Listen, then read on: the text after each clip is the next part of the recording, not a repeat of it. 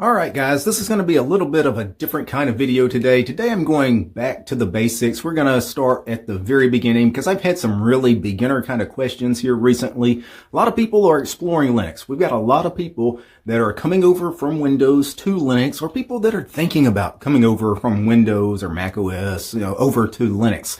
And one of the common first questions people ask is, how can I try out Linux? How can I test Linux out before I actually install it? Because I don't want to just wipe out Windows on my computer or Mac OS on my computer and jump into Linux without knowing if it's actually going to work for me. So what are some ways that I can actually test Linux? And that's a great question. And for me, I think there are three good ways that you could test out Linux. And I'm going to start with the easiest one as far as time and money is going to be the USB stick. Get a USB stick, right? And then burn the ISO to the USB stick. So what you do on any Linux distribution that you want to install, you go and download the ISO. The ISO is an image file. That's the file that you need to actually install the operating system to a computer. Well, you can actually install that file to a USB stick. You burn it to a USB stick with a USB writing program. On Linux, the one I use is Etcher-Balena. Etcher-Balena is available pretty much in every Linux distro's repositories. It's also available as an app image on Linux. Now, for those of you obviously coming from Windows or Mac, you're going to find ISO writers, image writers. For example, on Windows, I think one of the more popular ones is Rufus. Just use Rufus to burn whatever Linux distribution's ISO you want to test out, burn it to that USB stick, plug it into your computer, reboot the computer, and on some computers, it will just automatically boot you into that operating system that's on that USB stick. Now, a lot of times it won't. Most computers actually won't boot directly off the USB stick by default.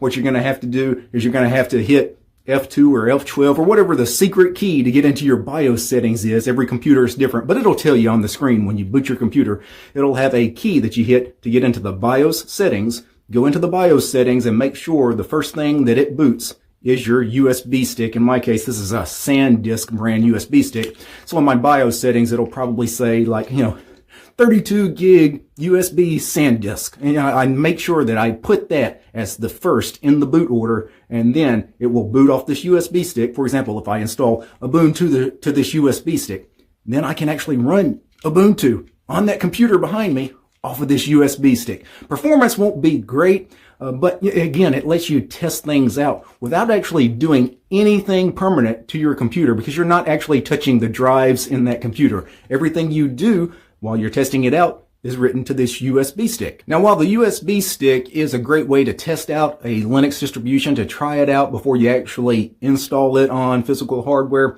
it's not my favorite because, again, performance issues. If you have a pretty decent computer with good specs, so a pretty decent CPU, and you also need some RAM. You're going to need quite a bit of RAM.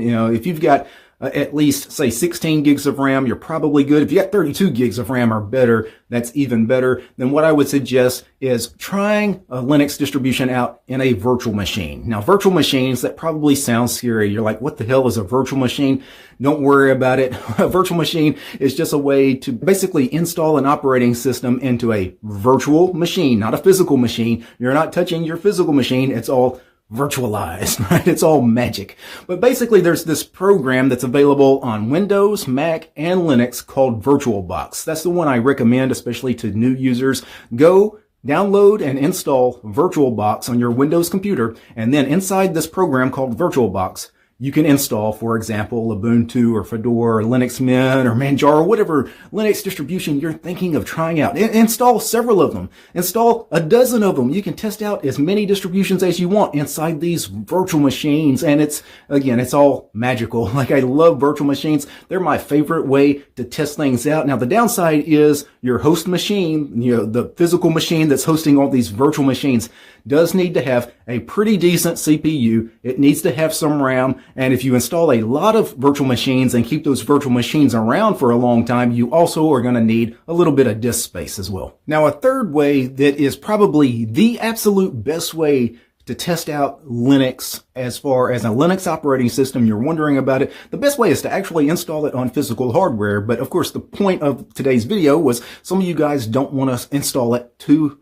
your physical machine, your main machine. Well, guess what? Most people have multiple computers. Chances are you have an old laptop or maybe even an old desktop sitting around in a closet somewhere. And the great thing is Linux is not nearly as heavy as operating systems like Windows or Mac OS. Linux typically can run on some pretty old hardware. So machines that are, 10 years old, Linux probably will run just fine on them. So if you've got, an old ThinkPad, for example, this laptop, this ThinkPad, I bought off of eBay, I think for $100, like without a hard drive. I had to buy like a $30 hard drive to put in it as well. But, you can actually, if you don't have a secondary machine to test out things like other operating systems, you can get pretty cheap devices, older hardware. But again, for Linux, this is perfect. You can actually just go buy a machine to test out Linux and not spend a terribly large amount of money. Now, most people are not going to want to spend money to test out another operating system. I don't recommend that unless that's something that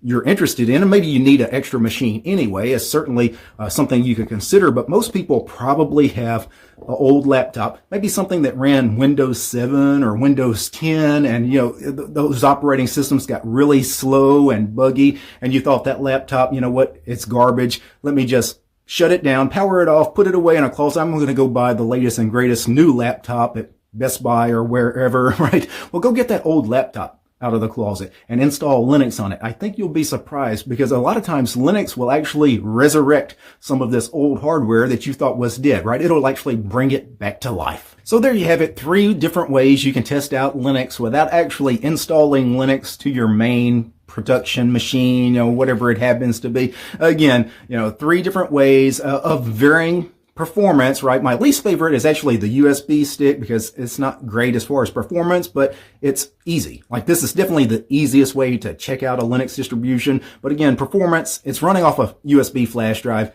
Not great performance, right? This is my least favorite. My second best favorite is actually just installing it in a virtual machine using VirtualBox. You'll get good performance as long as your host machine has pretty decent specs. And of course, the best way is to actually just install Linux on a physical machine, an extra machine, a secondary laptop that you have. That's the best way to try out Linux. So 3 different ways. Hopefully one of those ways works for you.